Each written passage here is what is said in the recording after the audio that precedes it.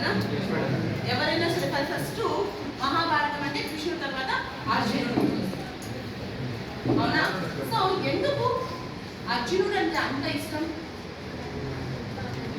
అర్జునుడు ఒక రాజు అని పబ్లిసిటీ తెచ్చుకున్నాడా, లేదు అంటే ఆయన ఇంద్రుడు కొడుకు అనేసి ఏమన్నా పెద్ద పేరు వచ్చేసింది ఆయనకి. ఆయనకు పేరు వచ్చింది అని అంటే ఆయన స్కిల్, ఆయనకున్నది స్కిల్, ఆయనకున్న స్కిల్ని బేస్ చేసుకొని ఆయన ఎక్కువ ఫేమస్, అంటే ఎక్కువ ఆయన పిలుచుకుంటున్నారు. ఆ స్కిల్ ఏంటి? ఆ స్కిల్ వల్ల మనం ఏం తెలుసుకోవాలి అని అంటే, మనము మన స్కిల్స్ని ఇంప్రూవ్ చేసుకుంటే మనకు ఫ్యూచర్ బాగుంటుంది. సో చెప్పిన సబ్జెక్ట్ చెప్పినంత వరకు కాకుండా బియాండ్ దట్ నేర్చుకుంటే ఏమో ఆ బియాండ్ నేర్చుకునే దాంట్లోనే మనం ఫ్యూచర్లో జాబ్లు తెచ్చుకుంటామేమో. ఫ్యూచర్లో జాబ్లు ఆ స్కిల్ని బేస్ చేసుకుని తెచ్చుకుంటాము. సబ్జెక్ట్ క్లాస్ వరకు చెప్పేశారు, ఓకే క్లాస్ వరకు సరిపోతుంది, మార్క్స్ తెచ్చుకోవచ్చు. కానీ ఇది అడిషనల్గా స్కిల్ కావాలంటే అడిషనల్గా నువ్వు నేర్చుకోవాల్సిందే కదా. సో దాన్ని స్కిల్ అని చెప్పారు.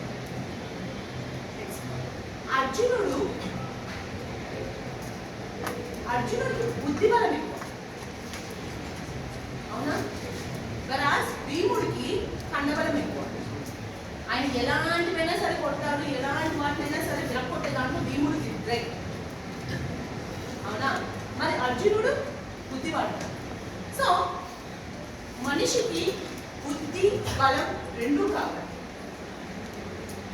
రెండు ఎక్కడ వాడాలో తెలియదు. సో ఇలాంటి సో ఎక్కడ ఏమి వాడాలో కూడా తెలియదు.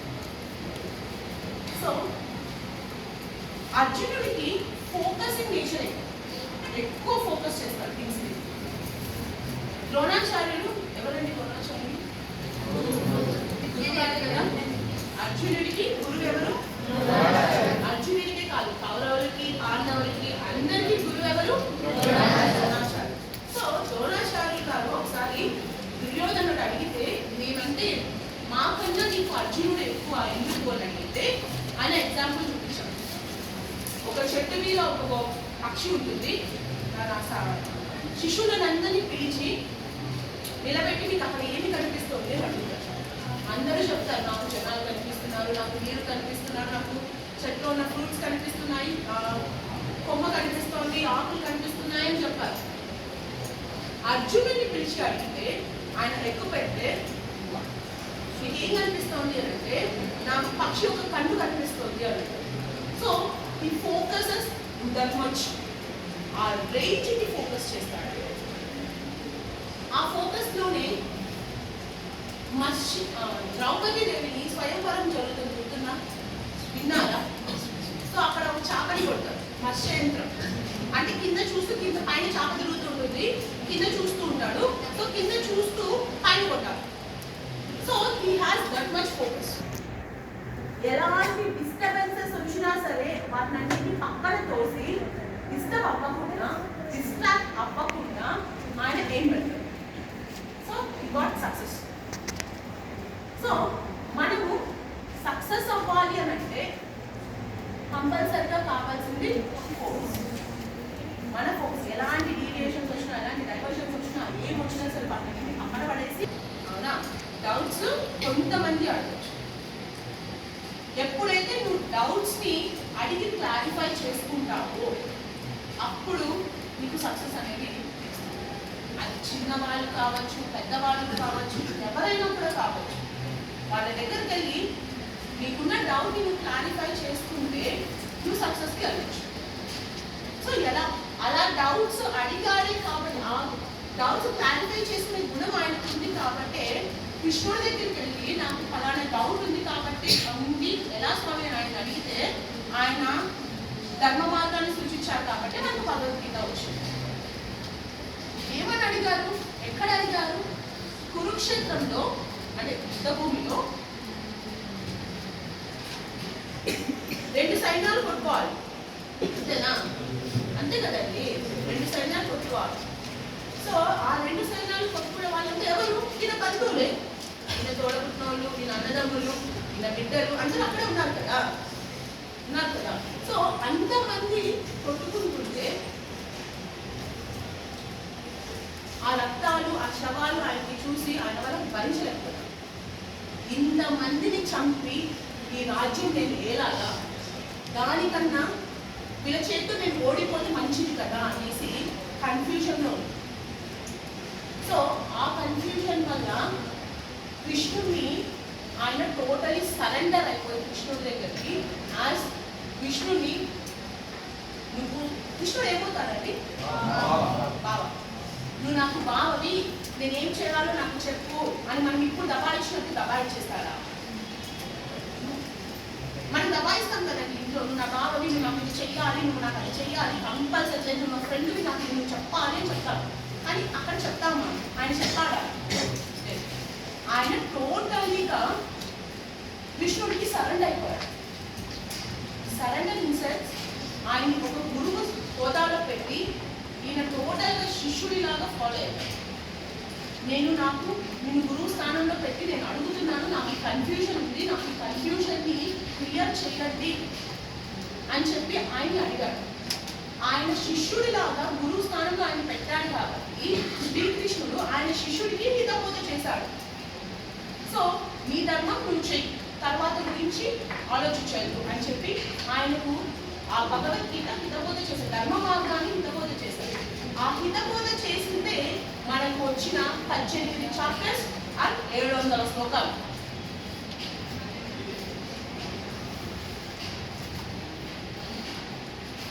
అర్జునుడు ఎంత సక్సెస్ అంటే రాజు కాబట్టి ఆయనకి సక్సెస్ అనేది ఈజీగా వచ్చేసిందా?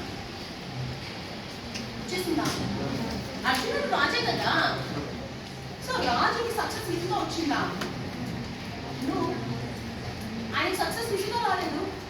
చిన్నప్పటి నుంచి గురువు దగ్గరికి వెళ్ళి విద్యలు నేర్చుకున్నాడు, అడవిలోకి వెళ్ళి గురువు దగ్గర విద్యలు నేర్చుకున్నాడు. పెద్ద అయిన తర్వాత అరణ్యాల వైపు వనవాసం అని, ఎవరికి కనపడకుండా ఉండడానికి అజ్ఞాతవాసాలని చెప్పి లాస్ట్ నపుంసకుడిగా కూడా ఆయన వేరే రాజ్యంలో ఉండి నాట్యం నేర్పించేంత వరకు వెళ్ళాడు. సో ఆయనకి సక్సెస్ అనేది ఈజీగా రాలేదు. ఈవెన్ మనకు కూడా సక్సెస్ అనేది ఈజీగా రాదు.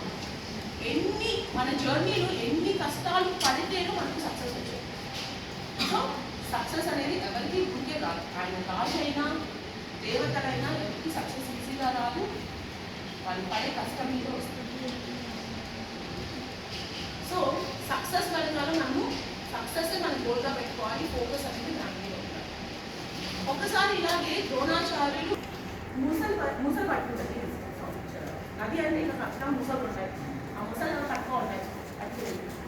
సో మిగతా శిష్యులంతా అక్కడ ఏం జరుగుతుంది, ఏమవుతుంది అని ఆలోచించే లోపలే సో అభిమన్యుడిని చచ్చిపోతాడు. ఆయన చంపేది నిన్ను సూర్యాస్తమయ్యే ముందుకి నిన్ను చంపేస్తానేమో అనేసి. So he has that much of commitment, చంపేస్తాడు. అంత కమిట్మెంట్ ఉంది కాబట్టి ఆయన చంపగలుగుతాం. సో మనం కూడా మన సక్సెస్ వైపు మనం కమిట్మెంట్ అవ్వాలి. ఎప్పుడు కూడా మన ఎయిమ్ మీద ఫోకస్ చేయాలి, మన గోల్ మీద కావాలి, మనం కమిట్మెంట్ అనేది తీసుకొని మనము ముందుకు వెళ్తూ రావాలి. అండ్ ఫీలింగ్స్ చాలా వరకు మనం మారిపోతున్నాం, డిస్ట్రాక్ట్ అయిపోతున్నాయి. అక్కడ సో వాళ్ళు ఏం చేస్తారు అంటే ఈయన మీద ఇష్టపడతారు. సో ఈయన ఆ ఫీలింగ్స్ని కంట్రోల్ చేసుకొని ఆమె దగ్గర శాపం పొంది శాపం పెడతాడు, ఎప్పుడు నువ్వు నపుంసకుడిగా మారిపోవాలి అని. సో అది ఏమవుతుంది అంటే ఎప్పుడైతే ఆయన అజ్ఞాతవాసం చేస్తూ ఉంటాడో ఆ టైంలో అది యూజ్ అవుతుంది ఆయన శాపం. సో అలా శాపం పెట్టినా కూడా ఈ యాక్సెప్టెడ్ దట్, యాక్సెప్ట్ చేసే గుణము ఉండాలి. మన ఫ్రెండ్స్ అలా కొట్టుకుంటున్నాము, సారీ చెప్తే so you have to accept everything. మనం యాక్సెప్ట్ చెయ్యాలి మనిషి అని. భగవద్గీత అర్జునుడికి ఎందుకు చెప్పాడు, మిగిలిన వారికి ఎందుకు చెప్పలేదు అనే క్వశ్చన్. సో అక్కడ యుద్ధంలో అందరు ఎవరో పాటి వాళ్ళు యుద్ధం చేస్తున్నారు, ఎవరికి ఏం ప్రాబ్లం లేదు, యుద్ధం చేస్తారు. ఒకటి చావడం, ఇంకోటి చంపడం, రెండే తెలుసు చేస్తున్నారు. ఇంకా కన్ఫ్యూజన్ ఓడిపోతామా మనం గెలుగుతామా, గెలిస్తే రాజ్యం వస్తుంది, ఓడిపోతే ప్రాణం పోతుంది. అవునా? సో ఆయన ఏం చేశాడు అంటే ధర్మరాజుకి ఎందుకు చెప్పలేదంటే ఆయనకు అంతా తెలుసు. ధర్మరాజుకి తెలియదంటూ ఏమీ లేదు, అన్నీ తెలుసు. అన్నీ తెలిసిన మనకు చెప్పలేదు. భీముడు ఆల్రెడీ ఫస్ట్ యుద్ధంలో వెళ్తున్నప్పుడే ప్రామిస్ చేసి వచ్చాడు. ఏమని? దుర్యోధనుడిని దుశ్శాసనుడిని ఇద్దరిని నేను చంపేస్తాను అని ప్రతిజ్ఞ చేసి వచ్చినాడు. అవునా? సో ఇంకా వాళ్ళు ఇంకెవరున్నారు? దుర్యోధనుడికి ఈ యుద్ధం వద్దు, శాంతంగా చూసుకుందాము అని చెప్పి ఆయన సంధి కలపడానికి వెళ్తే దుర్యోధనుడు చెప్తాడు, నువ్వు చెప్పే మంచి మాటలు నేను వినను, నా మనసుకి అది తీసుకున్నా కూడా నా మనసు అది ఒప్పుకోదు, కాబట్టి ఖచ్చితంగా యుద్ధం అనేది చెయ్యాలి నేను అని చెప్తాడు. సో యుద్ధం చేసేటప్పుడు ఏమవుతుంది అని చెప్పి పంపిస్తాడు. సో దుర్యోధనుడికి ఆల్మోస్ట్ కృష్ణుడు అంటే నమ్మకం లేదు కాబట్టి ఆయన పట్టించుకోడు. సో ఇంకా అందరూ వాళ్ళ క్లారిటీలో వాళ్ళు ఉన్నారు, ఒక్క అర్జునుడు తప్ప. సో అర్జునుడు ఎలా ఉన్నాడు అంటే 50-50 మైండ్ సెట్తో ఉన్నాడు, చంపాలా వద్దా క్లారిటీ లేదు. సో అందుకు అర్జునుడికి మనకి వీరోపదేశం చేస్తాడు, ధర్మ మార్గాన్ని సూచిస్తాడు. ఆ ధర్మ మార్గంలో ఏంటి అంటే ఆయన ముందే చెప్తాడు కృష్ణుడు, నేను చెప్పే ధర్మ మార్గం నేను చెప్తాను, ఫాలో అయ్యేది అవ్వకపోవడం మీ ఇష్టం, ఫాలో అవ్వడం అవ్వకపోవడం మీ ఇష్టం. సో ఇలా అర్జునుడు ఆయన డౌట్స్ రైజ్ చేయడం వల్ల మనకు వచ్చిందైతే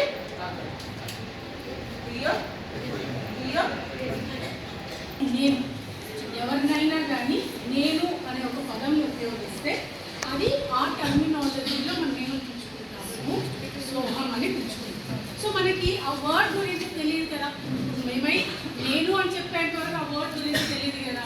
సో దాని గురించి ఇన్ డీటెయిల్గా చెప్పడమే ఈ పేపర్ యొక్క ఉద్దేశం. ఓకేనా? సో అది ఏంటో చూద్దాం. అసలు మనం అందరూ ప్రతి ఒక్కరితోనూ అంటుంటాం కదా, నేను బాగున్నాను మీరు బాగున్నారా అని అనుకుంటూ ఉంటాం. అసలు నిజంగా ఆ వర్డ్ని ఏ పరిస్థితిలో మనం వాడతామనేదే మనం నిజంగా ఇవ్వగలదు. You will tell I'm a student, నేను డాక్టర్, నేను లాయర్, ఇలా చాలామంది చాలా రకాలుగా చెప్పుకుంటుంటారు. ఓకే, కానీ ఒకసారి ఆలోచించండి, అందరూ ఒకే పదం చెప్పారు. నువ్వు ఎప్పుడు విద్యార్థి కావు, నేను ఎప్పుడు టీచర్ కాదు. నేను ఇంటికి వెళ్తే నేను వేరే అయిపోతాను, మదర్ అవుతాను, లేదా ఇంకొకరికి డాక్టర్ అవుతాను, డాక్టర్ ఇన్ లా అవుతాను. సో మనం పరిస్థితులు మారే వాటికి ఆ నేను అనేది కూడా ఏమవుతుంది, మారిపోతుంది. సో దాని గురించే చెప్తుంది. సో మనం చిన్నప్పుడు టీచర్, నేను మీ ఏజ్లో ఉన్నప్పుడు టీచర్, ఇప్పుడు లెక్చరర్. సో ఏజ్ మారేసేటప్పటికి ఆ యొక్క నేను అనేది కూడా టర్మ్ ఏమైపోతుంది, మారిపోతుంది. ఓకే, సో ఇది మారదు, నేను అనేది మాత్రం మారదు. ఓకే, ఓకేనా? పొరపాటున దానిపైన గీతలు పడ్డాయి, మనం కష్టపడి సంపాదించుకున్నాం, దానిపైన గీతలు పడింది అనుకో మన గుండె వెళ్ళిపోయింది అనమాట. ఓకే, సో అలాగే శరీరం కూడా కారు మంది కాదు కానీ బాగా మందే కదా. అలాగే శరీరానికి కూడా ఫీవర్ వస్తుంది, కానీ నాకు ఫీవర్ వచ్చింది అంటే దానికంటే శరీరానికి ఫీవర్ వచ్చింది అంటే బాగుంటుంది కదా. సో అలా ఆలోచిస్తున్నప్పుడు నా మనసు ఇది చెప్పింది, నేను ఇది చేశాను, అది చేశాను, నేను ఇది ఇలా అవ్వాలని డిసైడ్ అయ్యాను, మన డెస్టినీ గురించో మన ఫ్యూచర్లో ఏం అవ్వాలని గురించో మనం మనసు అనేదాన్ని ఉపయోగిస్తాం. అది కూడా మనకి కాదండి, అదేంటో చూద్దాం. అప్పటికే స్టార్ట్ అయ్యింటుంది, బాధలు స్టార్ట్ అయిపోయి ఉంటాయి. సో ఆ టైమింగ్ని బట్టి మనలో చేంజెస్ కూడా వస్తాయి. మనసు అనేది ఒకటే కదా, మీలో అయినా నాలో అయినా ఒకటే ఉంటాయి, కానీ చేంజెస్ ఎప్పటికప్పుడు మారుతూ ఉన్నాయి. సో దాని గురించే మీకు అక్కడ ఒక ఎగ్జాంపుల్. కొన్నిసార్లు సంతోషంగా ఉండొచ్చు, లేదు బాధగా ఉండొచ్చు. ఒకరోజు మనల్ని ఎవరినో పొగిడితే మనకి విపరీత ఆ రోజంతా పాజిటివ్ ఎనర్జీ వచ్చేస్తుంది. ఇక్కడ నిద్రపోతూ కూడా ఉండొచ్చు. ఓకే, అక్కడ మనకి ఏం మారుతుంది, స్వరూపం మారుతుంది. ఒకరు వేరే రకంగా ఉంటారు, మనం వేరే రకంగా ఉంటాం, కానీ వాడు నేను. ఓకే, బాధ ఏజ్ అయ్యేటప్పటికి రింకిల్స్ వచ్చేస్తాయి, బాధ ఉంటుంది కదా.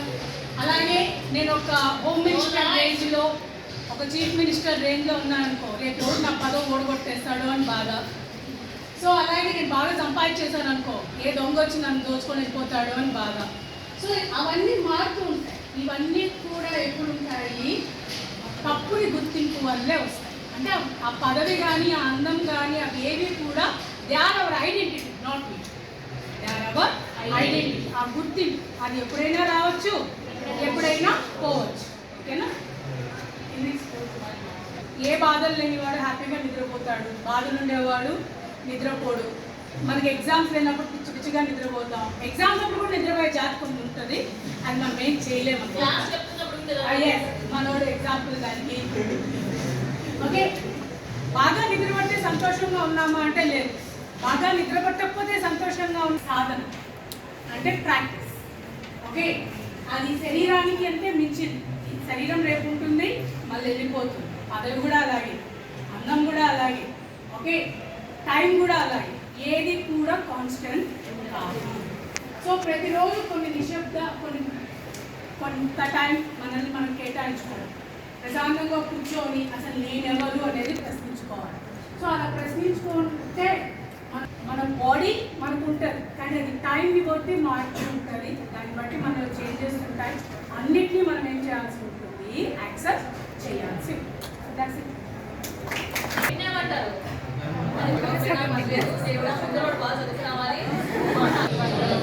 నెక్స్ట్ కర్మ ఏంటి? నెక్స్ట్ భక్తి ఏంటి? ఏం చేయాలి?